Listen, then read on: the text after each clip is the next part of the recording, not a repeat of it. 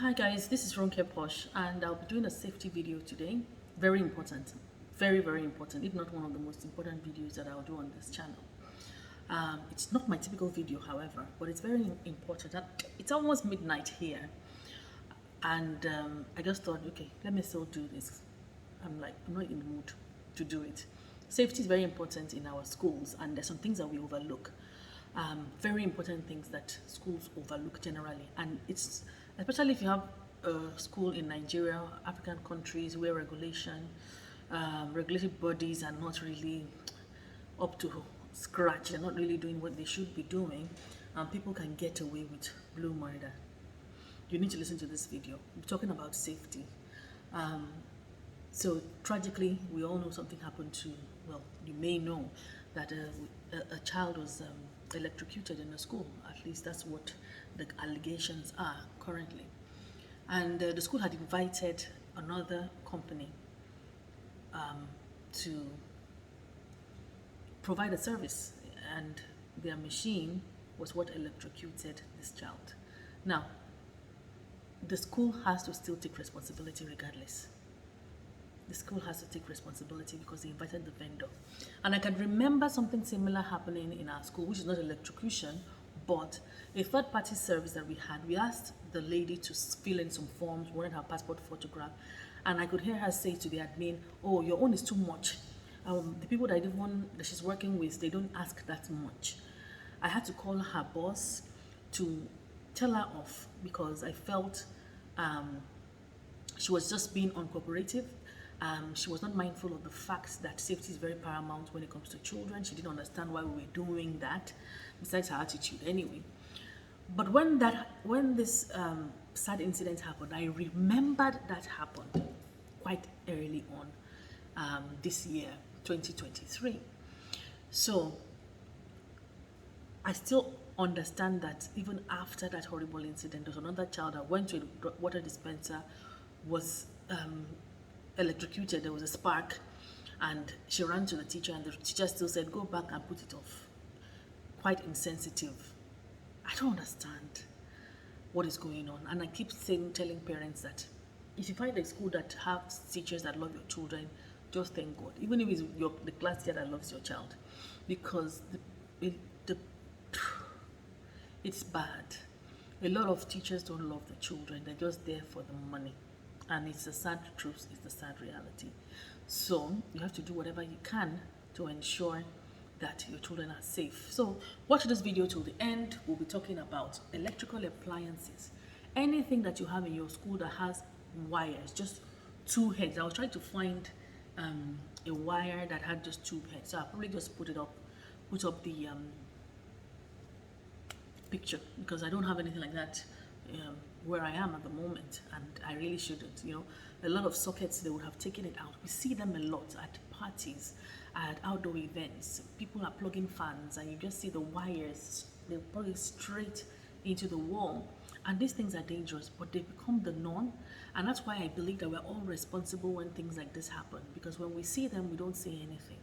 So if you have fans or any appliances in your schools that have no proper plug socket connection, then you need to remove it. You have to make sure that it is fixed, because it's very dangerous. I talked about these people that bring trains for fun days. They bring trains and other kinds, but particularly trains, because I know that there was a time that somebody brought a train for a fun day once, and I can remember I was livid because they had these huge wires and they wanted to plug it to our solar system, and they were trailing all over the place. And I can remember saying, "You can't have all this wire." I was not even thinking of electrocution, but that somebody would die. I just felt it was just wrong to have anything like that. So that's very key, that you should check electrical appliances. Check where you keep your generators, petrol, diesel, things like that. They should not be near the children. If they are in that vicinity, make sure that it's in an enclosed place, particularly petrol and diesel and things like that the children don't get to touch it. They don't get to go near it, because these things can be quite dangerous. They can cause a fire. So safety measures, very, very important. Fire assembly points, very, very important in school. The chemicals that we use in labs. I can remember also that there was a story of of two pupils. One had been the one consistently getting the top grades, maybe first position in class or whatever, and you should stay away from all those first position business. Had been doing so well, and then another child comes in and just overtakes this child, and this child that was overtaken got angry, went to the science lab, got some chemicals and poured it into the water bottle of this child that beat um, the original star. And you can just imagine. Now, access. How did that child get access to that chemical? Where were the teachers? Was the store not locked? There's so many questions that can be asked. But thankfully, this child was found out or seen when she was doing this thing, was reported, so that child didn't get hurt or even die as a result. Can you imagine swallowing acid or something? What would have happened to that child today? So we have to be careful about the way and how and where we store this storage, where we store these chemicals that the children use. So I've jotted about 20-30 points, and I'll run through them quickly so that the video is not too long and boring.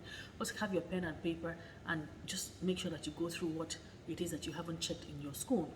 Then playground safety, have all the signs there, make sure that children are playing safely and somebody is supervising them all the time.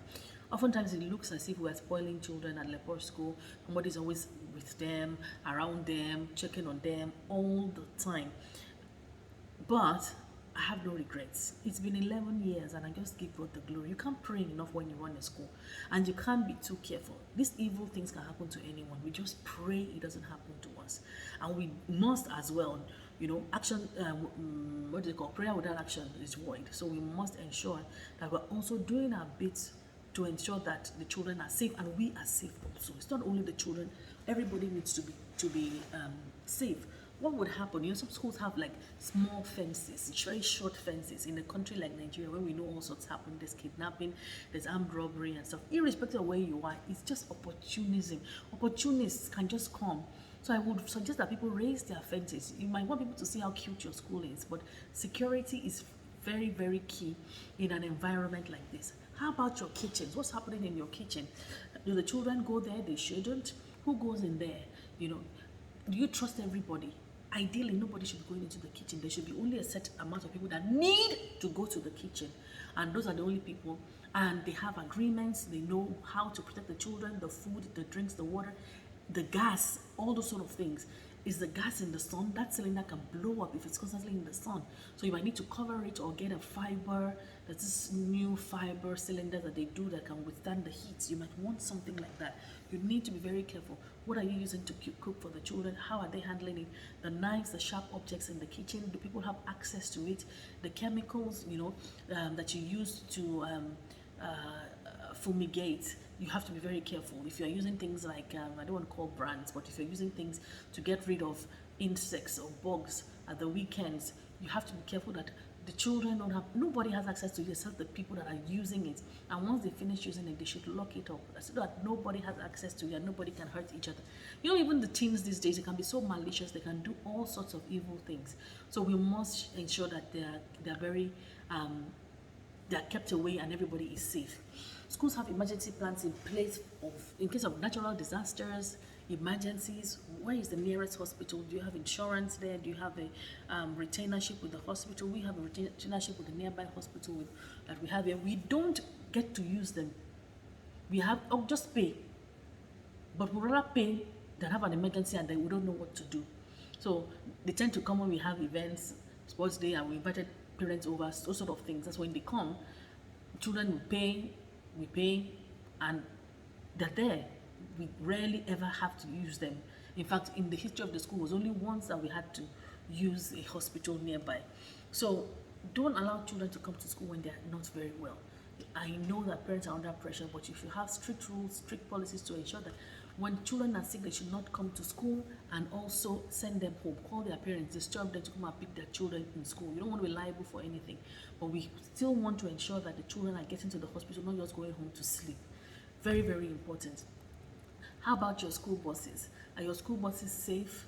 You have to service them all the time. You have to do your best. You know, I know the school bus service personally is a thorn in my flesh. I hate the school bus service. I do. I can admit it, that it's not something that I enjoy running. However, it's very important for many schools because it helps to maintain the numbers. It's not a profit. It's not a money-making venture at all. The school bus is not a money-making venture. So constantly having to service it, constantly have to check on it and all those sort of things can be a nightmare, but you just have to keep on doing it. Make sure that you don't leave the children alone with the school bus driver, especially when it's a man. And even if it's not a man, try not to leave the children alone with one person. Even in the schools, ensure that there's always more than one eye. You know, there are buses that have trackers, there are people that have all sorts of devices these days in terms of technology to ensure they know what is happening when the children are off-site. As much as you can, implement those things. As much as you can, ensure that nobody takes any child anywhere to sexually abuse the child, to harass the child, to beat up the child. Use cameras. Just do anything that you can in and outside the school to make sure that the children are safe so that you don't get into trouble. We don't want to get into trouble, and we also don't want the children to be hurt. In all honesty, we want our children to be safe and well so that we don't have to get into any kind of issue. You know, it's so sad when we hear that all these sort of kind of things are happening to children in our care. You know, teachers beating up children in corners. All those sort of things should not be happening in our schools. So ensure that the bins, where the bins are, you know, they're nice and clean. They take the bins out all the time. It's not the one that rats will be roaming about your school, running up and down. As much as you can, get rid of those rats. Get rid of all those sort of things from your schools. Be careful if your school is around a very like a lagoon or whatever. You can have snakes come out. You can have alligators and all sorts of things come out. So you will need to constantly fumigate. You will need to constantly ensure that your children are safe. Some of those things we don't want to think about them, but we know that it's possible that it can happen. So let's think about them now so that we can prevent it. You know, prevention is better than cure. It's better for you to have killed a snake because you fumigated than for a child to be beaten and you're running around up and down. So it might not be your fault that a snake bit a child. However, we have to be careful. Septic tank, another one that I heard about, a child who sadly stepped on some wood and the wood had already decayed, and they used that wood to cover the septic tank. She fell in the septic tank and sadly died. So you can imagine sending a child to school and something that evil happens. What do you want to tell the parents? Sorry? So may we not have to say sorry. That's the prayer. May we not have to say sorry. May our children be safe. So let's have this video. Let's watch it. Let's share it. Let's, you know, it's so important. Prayer is not enough. We have to be doing everything that we can. Looking after people's children, it's very challenging, and you have so much you have to think about all the time. It's often said that we don't deal with files, we deal with the lives of people. So we must do everything that we can. Water safety, where is your water coming from? Who are you buying water from? You know, if you have a water treatment plant or borehole, all those things are very important. Lock them up, make sure children don't have access to all those sort of things. And if you have more tips outside of this video, please feel free to share, even though I still have about 15 more points that I want to share with you today. The outdoor safety equipment, I mean, at this point that I'm making this video, we have an outdoor safety equipment that is quite large and it's out of bounds now. Children are not allowed to use it because there's some broken parts, there's some nails poking out here and there. It's just not in a safe condition. So I want saying this to let you know that it happens everywhere because things deteriorate. So it's deteriorated and it needs to be fixed, and it will be fixed. But before it's fixed, then we must ensure that no child goes there and that nobody gets hurt. It's very, very important. So outdoor safety, when you're going for field trips, are you doing risk assessments? What are the things that you're telling? You know, there must be training when they're taking people out. When children are being taken out, students, pupils taken out for swimming, extracurricular activity, competitions and stuff like that, you must do risk assessments. You must say, okay, what are the possibilities of X, Y, and Z happening? What do they need? Do they food, water? Do they need anything in case of an emergency? What are you going to do? Very consent, or so many things. I mean, this is just, you know, I just want to really rush through this video. If you have special needs children, do they have access to get in and out so that they don't fall down? Are there ramps? Are there wheelchair accesses? And all those sort of things. Do you have them? What mental health of children, you know, it needs to be tracked. You need to check that there are systems in place. You have counselors in place. You have someone qualified to handle this sort of issues, especially when you are in secondary schools. Not to say that it cannot be needed anywhere else, but who should have little, you should have knowledge about these things, and as much as you can have the professionals on ground to help. Emergency response plans, you should have emergency response plan. These most basic ones are the places that you assemble, fire drills. When there's a fire, what do the children do, and if there's an emergency, where do you take the child to? Those are the basic, at the very very most basic level. As much as you can build on it, so that there is there's safety. But then what happens when you have kidnapping or shooting or medical, okay, I've talked about medical emergency. What should you do? What should parents do in cases like that? Do you have a correct database that has all the numbers of all the parents? Can you reach them easily? Those are very very important. How about prevention of sexual abuse in the school, by the teachers, by the security guards, by the drivers? Where are your children staying? They should be out of bounds to all those sort of people. They should only be in the care of the teachers, the assistant teachers, the caregivers, the head of school, all the school, only the school staff. Even when they're in certain roles that people play in school, that you still don't have to interface with the children. So you must ensure that those that are looking after the children you can trust those children in their care. Maintenance of the school building. You see structures these days, they may not be maintained. Something can fall down from somewhere. If you see that things are cracking, or there's a fan that is rolling and it's looking dodgy, don't wait until it falls down on somebody's head. Do something about it. When you have the younger ones, make sure their fingers can't get into the vents of the fan to cut off their fingers or hurt them. You want to check all those sort of things. The wires, the cables that are going around, they can't put it around their neck. Make sure that you don't have all those curtains everywhere, because those curtains too can be dangerous to the children. So as much as you can, prevent child abuse, even the neglect. Unfortunately, our system is not such one that when there is actually abuse by parents, but there's a reasonable kind of this was a difficult one to talk about, because when they take the children, they can actually end up somewhere that is worse than their homes. So this is a very sensitive one. This one, even a video on its own, where reporting abuse by parents. Now, weather-related safety. Schools should have safety measures in place to protect the students and the staff from heat waves, from floods, from storms, stuff like that. Is your school safe enough to withhold these sort of things? So how do you evacuate the building, and how do you notify the parents in those sort of situations?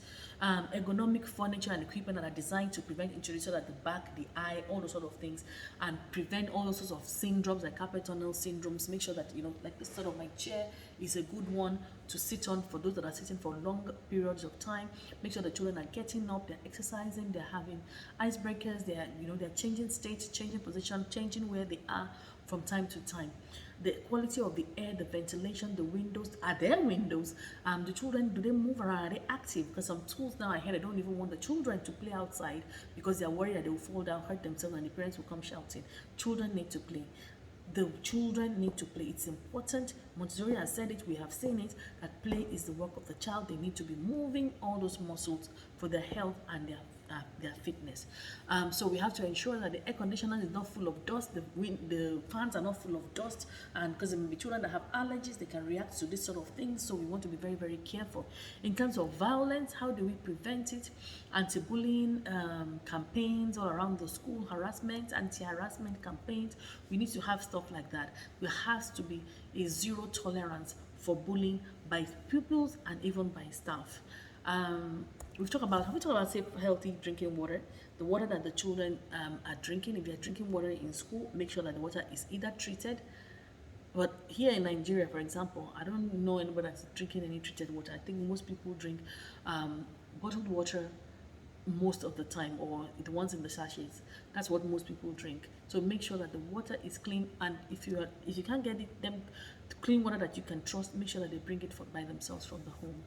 And all the hazardous wastes that they use in the laboratories, in the sick bay, places like that, ensure that they are incinerated properly in the right way, so that no child has access to it, access to needles, to hurt themselves. You don't want all those sort of things. So I've rushed through those videos, and I think did I have one more? that I want to talk about. I'm not sure. I think I had one, but I didn't write it down. But if it does come on, I might be able to create another video to talk about that sort of thing. But if you have other tips, please put them down in the video below. Thank you for watching. Thank you for staying tuned, and I will see you in the next video. Roke Bunch.